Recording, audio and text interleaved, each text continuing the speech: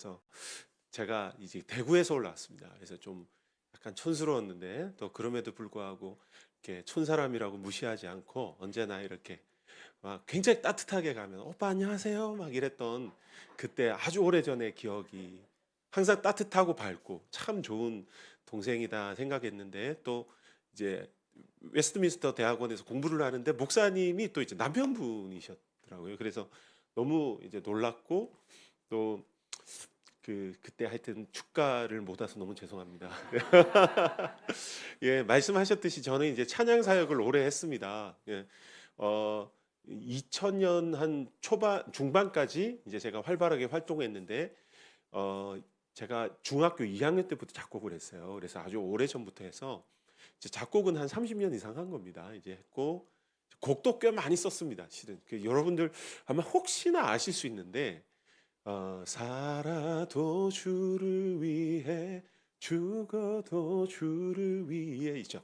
십자가의 전달자를 제가 썼습니다. 예, 저와 이제 같이 사역하시는 민호기 목사님 두 사람이 함께 썼어요.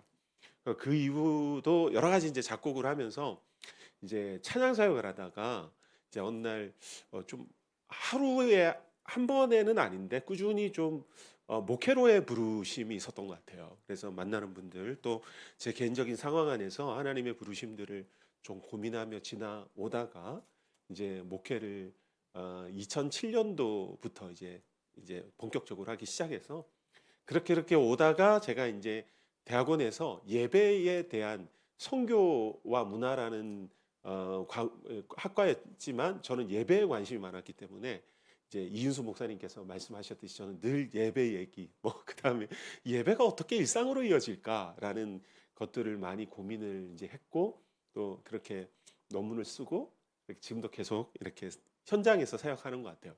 그래서 오늘 본문도 실은 성가대 헌신 예배 이러면 뭐 어떻게 하면 노래를 잘할까? 뭐 어떻게 하면 성가대를 뭐 어떻게 할까? 저는 이제 그런 게 지금은 얘기를 뭐 굳이 나눌 필요는 없을 것 같고요. 그러니까 찬양하면 이제 기본적으로 예배이지 않습니까? 예배. 우리 성도들이 다 함께 생각할 수 있는 부분. 그러니까 하나님을 예배하는 것, 찬양하는 것이 무엇일까? 이제 그것 중에 또 핵심 중에 있는 이제 성찬이라는 이야기. 예, 이 이야기들을 쭉 가지고 오늘 예수님이 베푸신 이 오병이의 기적들을 함께 살펴보려고 해요. 어, 오늘 말씀 이제 보기 전에 이 성경 전체를 보면 하나님은 사람과 하나님이 따로 만날 장소가 따로 정해 있다라고 말씀을 하신 거는 성막과 성전 정도밖에 없는데 실은 성막과 성전도 이스라엘이 망할 때쯤 돼서 그 성막과 성정을 떠나시는 하나님의 모습이 나와요. 그러니까 이게 무슨 말이냐면 이스라엘 백성들은 하나님이 너희와 내가 만날 곳을 성막과 성전으로 어느 정도 정하고 꼭 그것이 아니라도 나는 너희를 만날 것이라 하셨는데 이 이스라엘 백성들이 그 말 하나를 인식하다 보니까 하나님을 만나려면 무조건 성막과 성전에만 하나님이 계시다고 생각을 한 거예요. 그러다 보니까 에스겔서를 보면 심지어 하나님이 그 성전을 떠나서 하늘 위로 떠나시는 장면이 나와요. 그러니까 그게 어떤 말이냐면 하나님은 우리가 하나님과 교제하고 깊이 만날 수 있는 어떤 별도의 공간 자체를 너무 특별하게 구분하지는 않으신다는 거죠. 오늘 말씀 전에 보면 5장에 보면 특별한 이야기가 나와요. 뭐냐면 요한복음 5장에 38년 된 걷지 못하는 병자의 이야기 나옵니다. 근데 이 병자가 어디에서 지금 예수님을 기다리고 있었는지 기억나십니까? 이제, 예, 성전 옆에. 그죠? 근데 어디로 들어가려고 준비하고 있었죠? 베데스다 연못이죠. 그러니까 그들에게는 내려오는 전설이 있었어요. 그 물때가 차면은 그 베데스다 연못이 차면 이제 그곳에 들어가면 맨 첫 번째 들어가는 사람이 그 병자가 치료받을 거라는 전설이 내려와서 거기에는 언제나 병자들이 바글바글 있었다는 거죠. 근데 이 본문에 대해서 신학자들이 얘기합니다. 베데스다 연못은 기본적으로 유황 연못이었대요. 유황 연못. 그래서 이걸 과학적으로 해석하는 분들은 유황이 특별하게 많이 이 연못에 차게 되고 효능의 효과를 뭔가 발휘하는 그때에 그 병자들이 들어가서 피부병이나 뭔가를 낫는 것을 가지고 너무 확대 해석한 것이다 라고 하는 사람도 있지만, 근데 오늘 본문 자체를 바라보면 무조건 그렇게 해석할 수는 없겠죠. 왜냐하면 하나님이 지금 예수님을 통해 그 믿음을 지금 뭔가 보게 하셨다는 거죠. 근데 더 중요한 게 있어요. 뭐냐면 베데스다 연못이 있고 그 옆으로 예루살렘 성전이 있었단 말이죠. 근데 이 사람이 뭐를 기다렸습니까? 자기를 연못 안으로 던져 넣어줄 사람을 기다렸잖아요. 근데 아무도 안 던져 넣었더라고요. 최소한 2, 30년, 38년 된 명자니까 얼마나 오랫동안 기다렸겠습니까? 그 사람들은 왜 안 던져 넣었을까요? 안식일에 노동할 수 없으니까. 예배를 드리러 왔잖아요, 다들. 성전에 예배를 드리러 왔는데 일할 수 없으니까. 자기들은 하나님을 만나러 가면서 치유를 기다리는 사람은 도와주지 않은 거예요.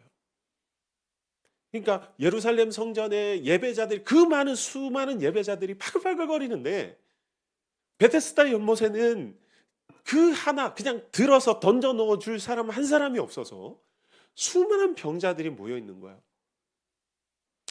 이 요한은 이 두 가지의 장면을 겹쳐서 보여줘요. 예루살렘 성전 안으로 들어가는 그 사람들이 있는 그 집이 천국이냐? 베데스다의 이름이 뭡니까? 자비의 집이에요. 자비의 집. 예. 자비의 집이 묻는 거죠. 이 요한이 두 가지 장면 보여주면서 묻는 겁니다. 이 병자들이 모여 있어서 유황못으로 들어가려고 기다리는 이곳이 자비의 집이냐? 아니면 예루살렘으로 예배를 하러 들어오는 수많은 예배자리 모여서 근사하고 멋진 예배를 드리는 그 건물 안이 자비의 집이냐라는 거예요. 근데 성경은 이 둘 다 동시에 유황불이 타는 지옥 같은 곳이다 이렇게 얘기를 하고 있는 거예요. 무엇이 없을 때요? 하나님의 자비가 없을 때. 그죠? 그러니까 결국은 집, 건물을 넘어서서 진짜 하나님의 자비의 집이 무엇인지에 대한 이야기를 지금 요한복음 5장부터 하고 있어요. 근데 5장부터 이야기가 쭉 시작돼서 6장까지 가면서 이 스토리의 핵심이 뭐냐면 지금 베데스다 연못 얘기가 나왔어요. 근데 또 이 베데스다 이 연못의 사람을 이제 고쳐주시고 회복하는 이야기들을 보면서 많은 사람들이 예수님을 어떻게 보면은 약간 왕으로 모시고 뭔가 하려고 또 사람의 힘에 닿는 어떤 영향력의 위치에 뭔가를 놓고 숭배하고 섬기기 위해 받들기 위해서 노력해요. 근데 예수님은 그때 그 자리를 피하십니다. 피하신다는 거죠. 그래서 예수님이 피하셨을 때 여기 이제 6장 이후로 이제 넘어가는 게 보면 예수께서 디베랴의 갈릴리 바다 건너편으로 가셨다 이 얘기를 합니다. 자, 디베랴의 갈릴리 바다라는 뜻은 뭐냐면 갈릴리 바다가 이렇게 이스라엘 북부 지역에 보면 지도를 보면 이렇게 예쁘게 있습니다. 바다와 같이 생긴 만큼 큰 호수죠. 갈릴리 호수. 근데 이 호수가 얼마나 예뻤냐면 그 당시 로마의 황제인 디베리우스 황제가 있습니다. 이 황제가 이곳을 방문했을 때 너무나도 아름답다 그러니까 이곳을 통치하던 사람들이 이곳의 이름을 디베랴라고 바꾸어서 바친 곳이에요. 그러니까 굉장히 아름답고 미항이고 그런 곳이죠. 그러니까 그 디베랴 지금 여기서 일어났던 예루살렘 성전이 있고 많은 부요함과 풍성한 무언가 있던 그곳에서는 정말 아름다운 많은 삶이 펼쳐지고 있었다는 거죠. 근데 지금 예수님이 그곳을 떠나서 디베랴 바다 건너편으로 배를 타고 건너십니다. 근데 그 건너편에는 뭐가 있냐면 여러분 혹시 골란고원이라는 곳을 들어보셨습니까? 해발 1000m 정도 되는데요. 해발 1000m 정도 되는 들판인데 약간 황야 같은 들판이에요. 예수님이 그곳으로 이동하셔서 언덕으로 올라가신다는 거죠. 근데 놀라운 것은 몸이 성하지 않았던 사람들, 그곳에서 그 베데스다의 병자처럼 똑같이 아프고 힘들었던 사람들이 예수님을 따라 디베랴 바다를 배로 건너든 아니면 육지로 삥 돌아서 같이 건너서 그 골란고원의 해발 1000m 되는 곳까지 목발을 짚고 누군가는 몸을 들면서 올라갔다는 거예요. 이게 무슨 말이에요? 철실하죠. 철실한 거야. 삶에 대한 목마름과 아픔과 절망 속에서 정말 찾을 곳이, 그 디베랴 건너편에 아름다웠던 성전 미문이 있고 베데스다 연못에 있던 그곳에서는 희망을 발견하지 못했던 거예요. 예수님이 그곳을 떠나십니다. 마치 에스겔서에서 그들이 하나님이 계신 유일한 곳이라고 생각했던 그 성전에서 하나님의 신이 떠나서 하늘 위로 올라가서 그분이 온 세상의 구주시라고 스스로를 선포하신 것처럼 지금 예수님이 그곳을 하나님의 자비의 집이라고 불렸던 그곳을 떠나서 광야로 가셨다. 그 아름다운 바다를 건너서. 그러니까 그곳에 왔던 수많은 병자들이 어떤 분은 뭐 준비를 하고 온 분도 있을 거고 어떤 분은 파자마 바람으로 막 쫓아나온 사람도 있을 거고 막 줄줄줄줄 막 따라오다 보니까 이게 성인 남성만 5천 명, 줄잡아 2만 명 정도 되는 사람들이 그 고원으로 모인 거예요. 상상을 해보십시오. 어마어마하죠. 그곳에서 모여서 하나님 말씀을 듣습니다. 근데 그들이 그곳에 모여서 하나님 말씀을 듣는데 어느덧 해가 지기 시작하고 밤이 어둑어둑해지기 시작했어요. 여러분 그 저녁 때쯤 돼서 노을이 탁 질 때 디베라 바다는 얼마나 아름다웠을까요? 밤이 딱 지는데 여기서 핵심 단어 하나가 딱 등장합니다. 그때는 유월절이 가까웠다 이렇게 얘기를 합니다. 유월절은 뭘 하죠 여러분? 고기를 준비하죠. 떡을 준비하죠. 그리고 먹을 것들 준비하고 명절을 준비하면 어떻게 돼요? 여러분들 어린 시절 우리 장로님들 권사님들 어린 시절에 정말 시골 마을에 가면 제가 최근에 얼마 전에 전원일기를 저기 옛날 걸 이렇게 유튜브로 봤는데 와 진짜 세상이 천지개벽을 한 거예요. 지금 보니까 정말 제가 이제 74년생이거든요. 올해 51인데 제가 완전 어릴 때 이제 전원일기 했단 말이죠. 그때 보면 그때 있었던 세상, 마을이 전체 같이 뭐 일이 있으면 막 어느 집 김씨가 문제가 있으면 다 마을 사람들이 몰려가서 막 그러고, 그죠? 밤에 뭐 잔치 있으면 마을회관에서 막 생일 잔치하고, 마을회관에서 생일 잔치를 했잖아요, 그때는. 그죠? 그게 드라마에 다 나오더라고요. 근데 세상이 천지개벽을 해서 지금 완전 다른 세상이 됐잖아요. 바로 옆집에 있는 분들하고도 쉽게 인사할 수 없는 시대가 됐죠. 그죠? 근데 어쨌든 6월절이 됐을 때 6월절은 유대인의 3대 절기 아닙니까? 추석이나 설날 같은데요. 그냥 가만히 있었겠습니까? 밤에. 그 상상을 해보십시오. 골란고원이면 저 꼭대기가 있고 디베라 바다가 쫙 펼쳐져 있는데 저 바다 건너편에 호수 건너편에 마을을 상상해 보십시오. 고기 다듬는 소리, 불타오르는 막 화롯불 모습, 막 즐겁게 떠드는 소리가 그 마을을 가득 채우지 않았겠습니까? 근데 그곳에 모여서 걷지 못하고 보지 못하고 누워 지냈던 사람들은 그들의 일상이 아니었던 거예요. 그죠? 그들의 집인 것 같았지만 사실 그들의 집이 아니었던 거예요. 그러니까 그 지금 중요한 6월절 명절에 자기 집을 다 떠나서 거기 광야까지 따라왔겠습니까? 굶주려서, 배가 고파서. 어떤 배요? 영혼의 배가 주려. 그들의 마음과 몸의 아픔 때문에 신음하며 그들이 구원자라고 믿고 싶고 혹은 믿고 따르는 예수를 따라 거기까지 온 거예요. 그 장면을 바라보는 느낌은 어땠을까요? 자, 여러분 지금까지 제가 이런 쭉 얘기를 장면을 펼쳐드렸잖아요. 어떤 장면하고 좀 비슷하지 않습니까? 성경에 지금 다른 구약의 어떤 장면이랑 좀 비슷하지 않습니까? 출애굽이랑 비슷하죠. 그죠? 출애굽을 보면 그 고기 냄새 나고 부뚜막에서 그 향기로운 그 시간을 보냈던 그 사람들이 하나님이 건져내셔서 홍해를 건너 그 광야 그 한가운데로 부르셨어요.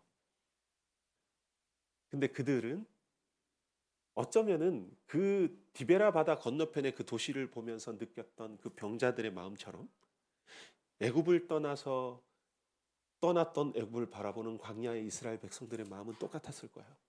어디가 우리 집이지? 어디가 우리가 살아야 하는 집이지? 내 마음을 둘 집이 어디지? 지금 그 고민을 예수님이 정확하게 꿰뚫어 보신 거예요. 그리고 예수님은 자신이 거하시고 자신의 사랑하는 자녀들이 모이는 곳이 바로 예수님의 집이라는 것을 보여주시기 위해 오늘 이 장면을 연출하신 거예요. 예수님이 그러면 집으로 모았으니까 먹을 게 있어야 하지 않겠습니까? 저녁에 이제 해가 지니까 먹을 게 없어. 그죠? 뭐 이렇게 누군가 싸웠을 수도 있겠지만은 앞을 이끄는 사람 뭔가 계산을 해야 되지 않겠습니까? 근데 묘하게 그때 예수님은 빌립을 부르셨어요. 왜 빌립을 부르셨을까요? 왜냐하면 빌립이 디베라 바다 근처가 고향인 사람이에요. 그래서 빌립이면 자기 고향 근처에 있는 상황을 잘 알기 때문에 불러서 음식을 찾아오라고 할 수 있을 거라고 생각이 1번. 그리고 2번은 빌립에게도 뭔가 가르쳐 주시고 싶은 거예요. 지금 빌립에게도 묻는 거죠. 너의 집은 어디니? 빌립은 그렇게 예수님께 명령을 받습니다. 오늘 말씀 보니까 큰 무리가 자기에게로 다가오시는 걸 보고 빌립에게 그러십니다. 우리가 어디서 떡을 사서 이 사람들을 먹이겠느냐? 사실 빌립은요 잘 알았을 거야. 예를 들면 어디쯤 가면 이마트가 있고 어디쯤 가면 홈플러스가 있고 어디쯤 가면 그죠 스타필드가 있고 아마 그 동네는 빠삭했을 거 아닙니까? 그죠? 이 시간에 나가면 어느 정도는 얻을 수 있겠다라는 생각을 할 수 있는 사람이었어요. 자, 그렇게 할 수 있는 사람이었는데 지금 예수님은 빌립을 부르셔서 이제 물으시는 거. 어디서 도대체 이 사람들을 다 먹일 수 있겠느냐라고 얘기했다는 거죠. 근데 오늘 빌립이 보니까 이 빌립이 지금 대답을 예수님께 잘 하기도 했지만 그 핵심의 이야기에 좀 조금 더 이제 바라봐야 되는 부분들이 다시 한번 말씀드리지만 우리는 오병이어의 기적을 지금 출애굽과 그다음에 유월절과 연결시키고 있어요. 우리는 이 눈을 가지고 지금 봐야 되는데 예수님이 진짜 하고 싶었던 얘기는 뭐냐면 어디서 떡을 사서 먹이겠다는 얘기는 빌립이 몰라서 그 얘기를 하셨겠습니까? 거기서 아무리 사서 모아봤자 거기 모인 사람 다 못 먹일 거라는 거 예수님이 몰라서 그걸 물으셨겠냐고요. 예수님 물으신 건 뭐냐면은 무엇이 진짜 생명의 떡이냐라고 묻고 계신 거예요. 너가 무엇으로 다른 사람이 아니라 너가 먼저 대답하라. 내게 대답하라. 너는 무엇으로 너의 배를 채우고 너의 영혼의 굶주림을 배부르게 하고 있냐라고 묻고 계신 겁니다.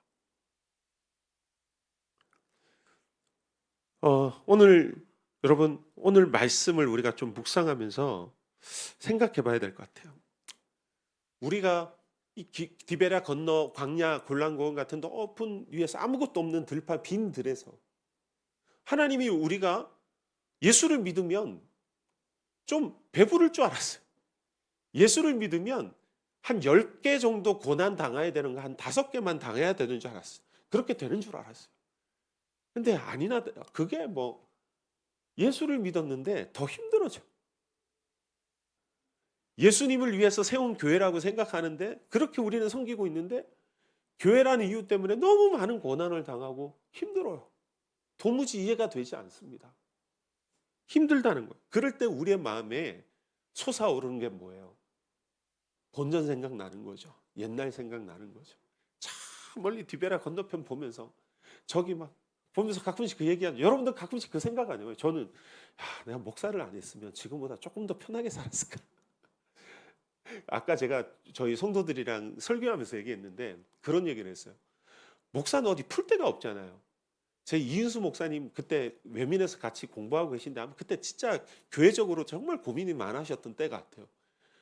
뵙는데 막 너무 막 정말 교회를 사랑하시는 마음, 그 절절한 마음과 플러스 와 진짜 힘드시겠다. 막 목사도 그럴 때도 저도 개척을 했으니까 그런 마음 알잖아요. 근데 저희는 술을 못 먹잖아요.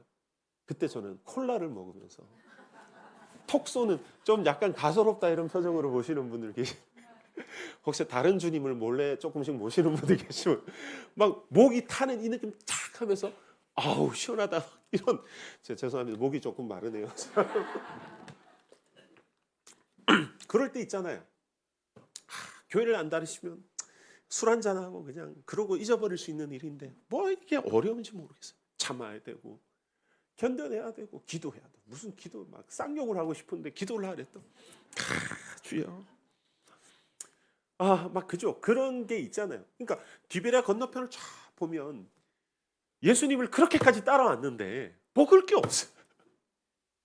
몸도 아픈데 먹을 것도 없고 화가 나겠죠.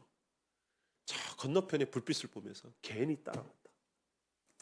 차라리 그냥 그때 베데스다 연못 근처에서 그냥 있다가 어떻게든 그냥 떨어지는 콩고물이나 먹고 그냥 살다가 대충 죽을 걸. 왜 여기까지? 예수님의 자비의 집을 찾아 여행을 떠난 사람의 마음에는 항상 이 갈등이 찾아와요.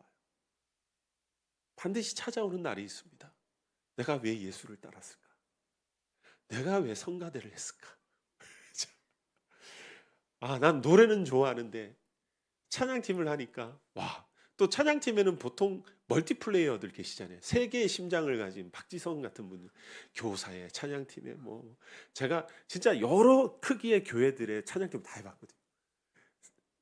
저는 지금 개척교회니까 개척교회 목사도 해보고 우리 손 사모님이 계셨던 이제 오래된 한 100년 넘은 그죠?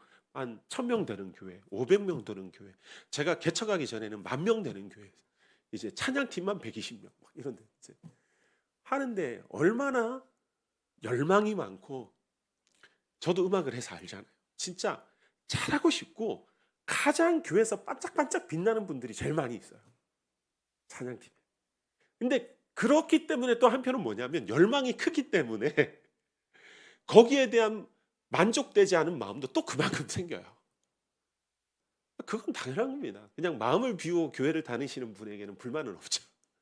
근데 내가 잘려 가다 보면 마음에 뭔가 여러 가지가 있는 우리 교회 이게 시스템도 이래야 되고 또 이런 것도 있고 찬양팀 저 세 가족이 왔는데 딱 옆에서 이렇게 찬양에 들어보니까 노래를 너무 잘해. 저 사람 데려와야 되겠다. 근데 안 한대. 나만 헌신하나? 막 하면서 막 그죠? 막 이제 그런 일들이 많이 있단 말이에요. 근데 우리가 늘 이 과정 가운데 잊지 말아야 될 게 뭡니까? 우리가 왜 이 길을 따라왔나? 생명의 떡 대신 예수님 때문에 여기까지 왔잖아요. 예수님이 우리 집이시잖아요. 우린 그거 의지해서 여기까지 온 겁니다. 안 그러면 의미가 없어요. 그죠? 저는 사실 오늘 사랑하는 우리 교회 오면서 이제 다 제가 아는 건 아닙니다. 근데 이제 자 기도 제목을 나누고 이러다 보면 우리 이 목사님께서 좀 기도 제목을 나눠 주셨을 때가 있었거든요. 근데 이렇게 오는데 교회가 너무 예쁜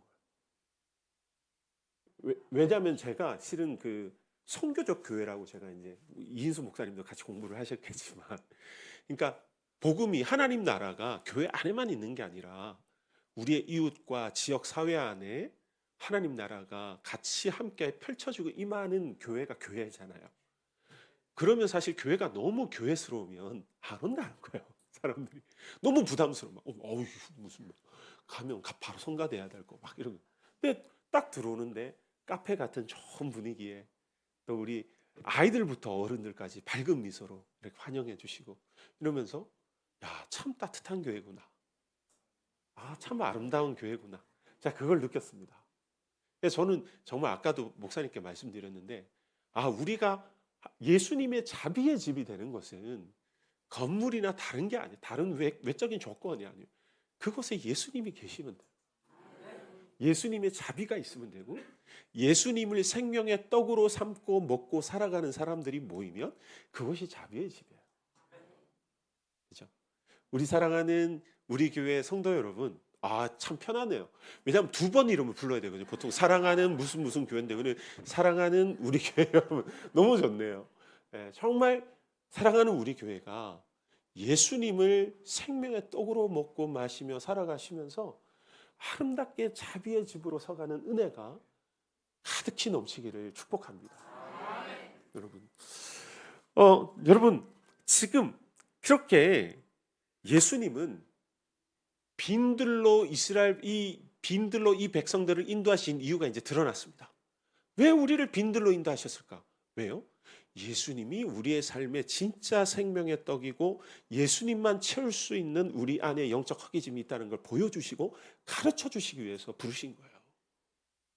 그렇게 모여서 그들은 새로운 기적의 시간을 기다립니다. 아니나 다를까 이제 해도 져버려 가지고 먹을 걸 구하기가 힘들었습니다. 그래서 빌립이 진짜 똑똑해가지고 자기가 아는 김씨집 뭐 어디 무슨 이마트 뭐 이 세븐일레븐 뭐 이런 데 막 다 생각해보고 예수님이 딱 얘기했을 때 딱 계산을 해보니까 2,500명까지는 어느 정도 될 것 같아요. 대단히 이 사람 진짜 똑똑한 사람이죠. 빌립은 굉장히 현실적인 사람이다. 뭐 회계 같은 사람이다 이런 얘기도 하지 않습니까? 그러니까 그렇게까지 계산한 거예요. 근데 지금 다른 한 사람이 또 갑자기 생뚱맞게 등장합니다. 누구죠? 예. 어떤 한 사람의 도시락을 가지고 등장한 사람. 안드레죠, 안드레. 그죠? 근데 이 안드레가 가져온 도시락을 우리는 보통 어떻게 알고 있죠? 어린이의 도시락이라고 알고 있죠. 근데 사실 그건 원어적으로 맞지 않아요. 틀렸어요. 뭐냐면 어린이라는 말은 파이디온입니다. 원래 헬라어로. 근데 여기서는 파이디온이 아니에요. 파이다리온입니다.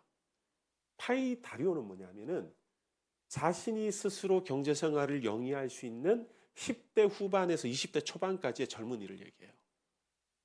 그러니까 이 젊은이가 가지고 온 도시락이 있었는데 당시에 물고기 2마리와 이 보리떡 5개는 뭐냐면 낮은 계급의 천민들이 노동 현장에 가지고 나갈 때 먹는 점심 도시락이었어요. 그러니까 절인 고기, 그 다음에 떡. 이게 뭐냐면 젊은 사람들의 돈이 많이 없고 젊은 사람들의 작은 낮은 사람의 점심 도시락이었어. 보잘것없는. 그걸 가지고 간 겁니다. 뭐 그 중에 제가 봤을 때는 딱 하나만 도시락이 있었을까요? 저는 아니라고 봐요. 누군가는 있었겠죠. 뭐 도시락 뭐 싸운 사람들이 그 중에 한 몇십 명은 되지 않았을까? 최소한 점심 때 속이 더 부르게서 안 먹은 사람 이렇게 싸서. 근데 당시에 그 고대 시대에는 하루에 보통 한 끼 먹었대요. 한 끼. 그죠? 되게 다르죠. 아침에 일어나면 간단한 이렇게 약간 그 채소 위주의 약간 오늘날 말한 브런치를 간단히 먹고 오후 점심 늦은 점심을 아주 많이 먹었대요. 그리고 하루에 한 끼 먹었대요. 그 당시 사람들은. 그러니까 이 도시락은 오병이어 도시락은 제가 봤을 때 하루에 제대로 먹으려고 했던 가난한 노동자의 사실 미천이 딸리는 도시락 하나였다는 거예요. 지금 이 얘기는 뭐예요? 결국은 뭐냐면은 이게 하나님이 그 어린 나이에 도시락을 가져와셔서 그 작은 헌신에도 영광을 받으셨다라는 식으로 해석하기보다는 우리의 도시락으로는 어림없는 일이라는 거예요. 우리가 진짜 정말 우리 안에 깊이 해결되지 않는, 제가 아까 저희 교회에서 이제 성찬에 대한 얘기를 했거든요. 그러니까 성찬의 의미가 뭐냐라고 했을 때는 우리 많이 먹잖아요. 요즘에 뭔가 많이 요즘에는 웰빙이나 뭐 그래가지고 먹는 게 되게 중요하죠. 그럼 우리가 먹는 게 어떻게 연결돼요? 마음이 헛헛하면 어떻게 하죠, 여러분? 폭식할 때도 있잖아요. 막 먹고, 그죠? 또 스트레스 받으면 그럴 때도 있고, 그냥 먹는 걸로 그렇게 풀잖아요. 근데 그게 안 된다는 거예요. 해결이 안 돼요. 안 되죠, 여러분. 그럼 뭐예요? 하나님의 생명의 떡을 먹는 일은 그런 것들로 우리의 결핍과 힘겨움과 갈등과 아픔을 이렇게 채우려는 그 모든 시도가 다 헛되다는 얘기입니다. 그죠? 쓸모없는 도시락에 거의 불과하다는 거예요. 예수님은 그것을 정확하게 보여주십니다. 그리고 예수님이 바로 나타나서 얘기하시죠. 그걸 보여주시고 이제 그 보리떡 5개, 물고기 2마리를 가지고 이제 나눠주시기 시작하죠. 제가 예전에 흥미로운 실험을 한번 해봤는데 이제 애찬이라고 있죠. 성찬 말고 애찬, 빵 이렇게 해가지고 어떤 행사였는데 한 500명 정도 모였어요. 근데 이렇게 얘기한 거죠. 여러분 이제 우리가 애찬을 할 겁니다. 근데 우리가 과연 얼마나 이 애찬을 통해서 얼마나 우리가 서로를 사랑하는지, 끝에는 빵이 얼마나 남는지 우리가 한번 확인해 볼까요? 근데 전부 요만큼 다 먹는 거예요. 많이 남기려고. 뭐 배부르라고 먹는 게 아니잖아요. 그러니까 진짜 나중에 이만큼 남은 거예요. 500명 먹는데. 왜냐면 전부 손톱만큼만 떼서 먹고 돌린 거예요. 그러니까 이게 5천 명이 그렇게 먹은 걸까요? 기적이 그렇게 일어난 걸까요? 아니에요. 배불리 먹고도 남았다고요. 그죠? 어떻게 된지는 안 나와요. 성경에 정확하게. 뭐 예를 들면 마술처럼 이렇게 여기서 이렇게 막 계속 꺼낸 건지 바구니를 뭐 보자기를 덮어놓고 하나님이 하시는 일을 막 안 보이게 한 건지 몰라요. 근데 어쨌든 기적이 일어난 거예요. 다 먹고 12광줄이나 남았잖아요. 그렇죠? 뭐예요? 예수 그리스도께서 생명의 떡이 되시며 우리의 삶에 뭐예요? 우리가 떡으로만 살 것이 아니라 하나님의 입에서 나오는 모든 말씀으로 사는 자들의 삶에 경험되는 게 뭐라는 거예요? 배부름이라고. 영적 배부름, 풍요로움. 그리고 그것을 12광주나 남길 수 있어요. 그럼 이 남긴다는 게 의미가 뭐예요? 그 당시에 유대인들은 음식을 먹다가 남기면 이웃에게 나눠줬다고 해요. 그럼 뭐예요? 우리는 우리의 배만 채우는 사람이 되는 게 아니라 다른 사람의 허기짐과 배도 채워줄 수 있는 사람이 되는 거예요.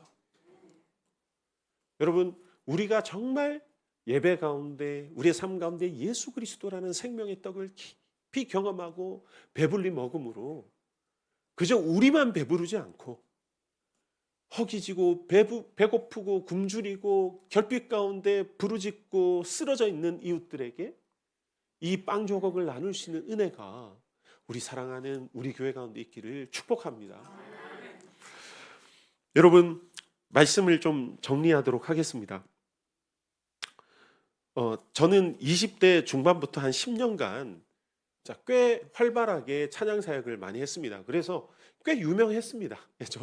우리 손사모님은 이제 그때 제가 제일 바쁘고 좀 유명했을 때 저를 보셔서 이렇게 한 달에 한 20번씩 집회 다니고 뭐 막 하여튼 뭐 여러 가지로 좀 꽤 활발하게 사역을 했습니다. 근데 그 후로 목회에 대한 부름을 받고 고민을 하고 씨름하다가 이제 여러 일들이 있었죠. 갑자기 어느 뭐 시골에 기도원에 갔는데 갑자기 뭐 저한테, 저는 그런 거 원래 별로 이렇게 신뢰하지 않는 편이었는데 갑자기 목사님 목회 안 하시고 뭐 하세요? 이러고 저를 아무것도 모르는 분이, 그래서 에? 날 뭘 알고 그런다고 그래? 하고 그런 경우 몇 번 있기도 하고 또 막 찬양 사역이 좀 힘들어지기도 하면서 현실적인 문제도 있고 여러 가지 고민을 하다가 이제 그때부터 목회를 시작하게 됐는데 하나님이 이제 그 속에서 여러 가지 이제 그 길을 찾는 과정을 겪게 하셨어요. 목회는 하고 싶은데 어떤 목회가 좋은 목회일까? 제가 그때 이제 기억에 남는 게 2009년 정도쯤에 성남에 있는 한 교회에 찬양 사역자 겸 부목사로 이제 부임을 해서 사역을 하고 있는데 노방 전도를 나갔는데 이제 제가 또 찬양 사역자라고 큰 북을 저의 어깨에 그때까지면 여러분 큰 북이랑 찬양 사역자가 무슨 상관인지 저는 모르겠는데 큰 북을 이게 약장수처럼 이렇게, 저도 가오가 있었는데 너무 부끄럽고 자존심 상하더라고요. 큰 북을 이제 어깨에 메고 제가 그 북을 치면서 막 노방 전도를 가는데 어느 횟집을 지나는데 횟집에 그 사장님이 큰 고무다라에 물을 담아서 저한테 확 뿌리면서 재수 없어 그러더라고요. 전 너무 충격이에요. 맨날 막 찬양 쓰고 막 큰 교회 집회 다니고 부목사님과 대화를 나눈 적도 별로 없어요. 찾아가면 무조건 담임 목사님 방으로 바로 들어요. 그러니까 너무 이렇게 막 공중에 떠 있는 삶을 살다가 그때 너무 충격이었어요. 그때 제 안에 들어왔던 마음이, 와, 교회가 뭐지? 와, 어떻게 이런 대우를 받지?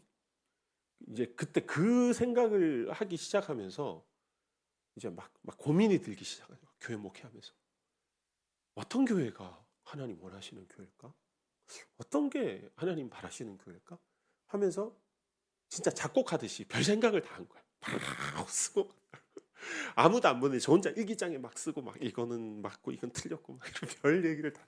지금 생각해 보면 참 치기 어린 면도 있었지만 그러면서 제가 이제 하다가 이제 교회를 개척을 하게 됐죠. 2021년 1월에 이제 시작했는데 2020년 가을에 했습니다. 이제 삼일교회라고 여러분들 아신가 모르겠는데 송태근 목사님 계시는 교회인데 이제 거기서 그러니까 다들 이해가 안 된다는 거예요. 이제 큰 교회에서 막 찬양팀도 크게 하고 했던 사람들이 왜 개척을 하려고 그러냐. 이 어려운 시간. 그리고 더군다나 제가 개척했을 때가 코로나 때예요. 여러분 상상이 가십니까? 저도 미쳤죠.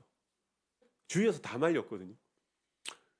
근데 저는 아니다. 지금이다. 나 더 나이 들면 못한다. 이러고 이제 했는데 뭘 모이면 밥이라도 먹을 수 있어야죠. 밥도 못 먹었죠. 5인 이상 뭐 안 되니까. 우리는 진짜 어땠냐면 마스크 쓰고 이렇게 개척교회인데 마스크 쓰고 온라인 중계하면서 3명, 4명 앉아가지고 하고 예배 드리고 바로 갔어요, 집에다. 그걸 1년을 한 거예요. 저는 속으로 야, 성도들이 대단하다. 어떻게 그렇게 했을까? 그러고 한 1년, 2년을 이제 시작을 했는데 진짜 성도가 정말 작게 시작을 했어요. 처음에 시작할 때 이제 처음에 한 4-5분이 같이 가겠다고 하시고 이제 그러면서 한 1년을 7분, 8분이 모여가지고 같이 온라인 예배 드리고 이제 씨름을 했죠. 근데 모든 게 다 처음인 거예요. 모든 게 처음. 제가 진짜 광야로 내몰린 사람이에요. 저는 그 정도인 줄 몰랐거든요. 막 교회에 대해서 막 정리하고 아까 이인수 목사님도 얘기하셨지만 저 막 교회론 제가 막 쓴 교회에 대한 글만 한 이 정도 돼요. 교회는 이 부분은 이래야 되고 저러면 저 혼자만 교회론을 막 혼자 고민을 엄청 많이 한 거예요. 근데 막상 나와 보니까 광야인 거야. 아무것도 없는 거야. 정말 아무것도 없는 거야. 거의 게다가 마스크 쓰고 다녀야 되고 뭐 코로나니까 교회는 그래서 제가 심지어 교회 공간을 알아보는데요. 80군데서 리젝을 당했어요. 교회 못 내준다. 그때 막 신천지 막 교회에서 난리 났을 거예요. 확진자. 추억의 이름이죠. 확진자. 확진자. 저희 지금도 보면 막 적어놨어요. 이름. 와, 막 그러니까 막 한 거야. 70군데, 80군데 교회를 알아봐도 교회는 못 드린다. 교회는 못 드린다. 예배할 데가 없는 거예요.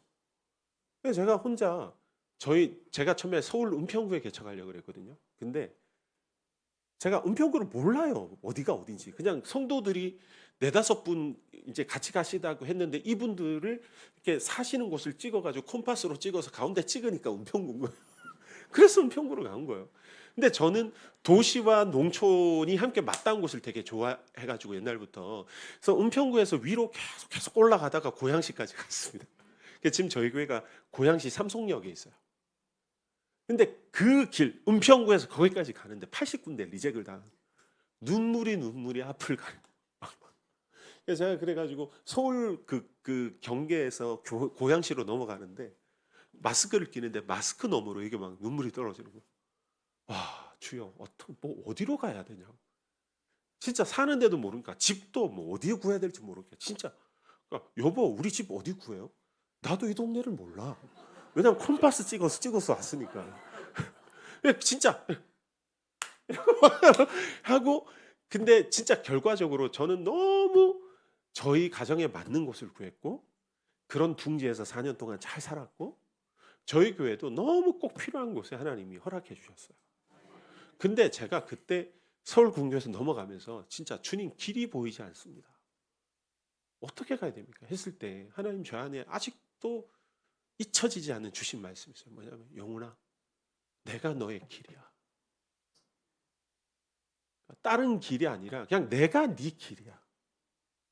그 한마디에 제가 더 혼자 그 대로변에서 찬바람 부는 대로변에서 통곡을 하면서 걸었던 기억이 납니다. 그러니까 지금은 막 우리 사랑하는 우리 교회 정도는 아니지만 우리 성도들끼리 모여가지고 굉장히 행복하게 예배도 드리고 정말 한 걸음 한 걸음 생명의 속도를 따라 저희도 이제 한 성인 성도 한 30명 정도가 모여가지고 같이 예배를 드리고 있어요. 아이들이 한 10명 됩니다. 그래서 진짜 이건 뭐 상상할 수도 없었던 얘기죠. 누가 뭐 잘해서 뭔가를 이뤘기 때문에 아무것도 없습니다. 어느 순간이든 하나님이 늘 돌아가게 하시는 건 뭐냐면 하나님, 이 길은 가도 끝없는 광야네요. 뭔가 확실한 게 가도 없네요. 항상 불안, 끝까지 이렇게 가는 건가 봅니다. 근데 그때 하나님 우리에게 주시는 말씀은 예수 그리스도를 생명의 떡으로 삼고 예수님을 내 집으로 삼고 예수님을 교회로 삼고, 저는 늘 그렇습니다. 하나님, 제가 개척했다고 해서 제가 주인 노릇하고 싶지 않습니다. 주님이 머리 되시고 하나님이 주인 되시면 됩니다. 항상 헷갈리고 어려운 질문이 제 삶을 가로막고 교회 안에 등장하면 저는 무조건 그 기도로 돌아가요. 주님이 우리의 머리시고 하나님이 우리 주인이십니다. 그거면 됩니다. 오케이, 끝. 그냥 따라가겠습니다. 그냥 끝나는 거죠. 저는 그게 예배의 삶이라고 생각해요. 하나님 부르신 대로 순종하며 서는 것. 시편 33편 9편에 그 말이 나옵니다. 저가 명하심에 이루어졌고 세우심에 견고히 섰도다. 세상은 하나님의 부르심으로, 그 부르심에 대한 순종으로 존재한 거예요. 하나님이 부르셨는데, 말씀으로 부르셨는데 순종하지 않았어요. 그럼 세상은 존재하지 않는 겁니다. 하나님이 부르셨기 때문에, 세상은 그 부르심에 순종했기 때문에 세상은 존재합니다. 우리 성가대 여러분, 또 우리 예배자 여러분, 우리의 찬양이 무엇입니까?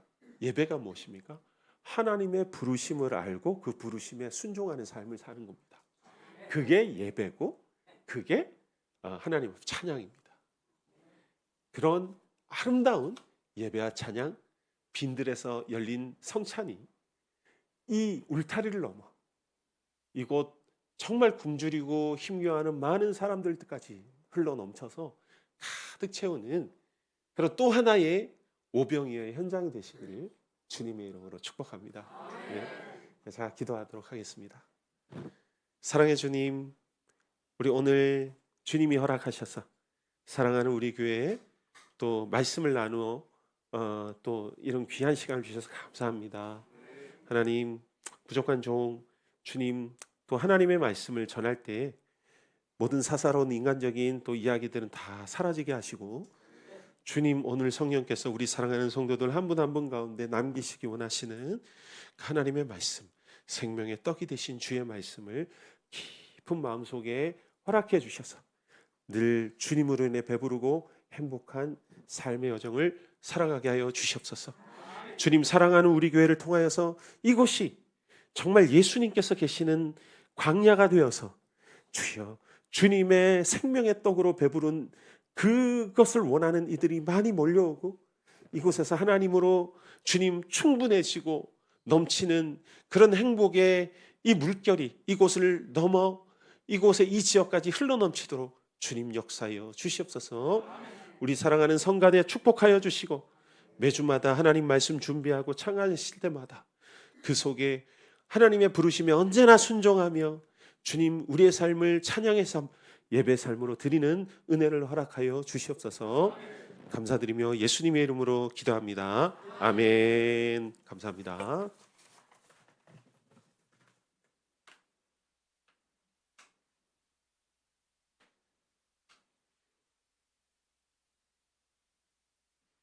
말씀의 은혜 많이 받으셨죠? 네.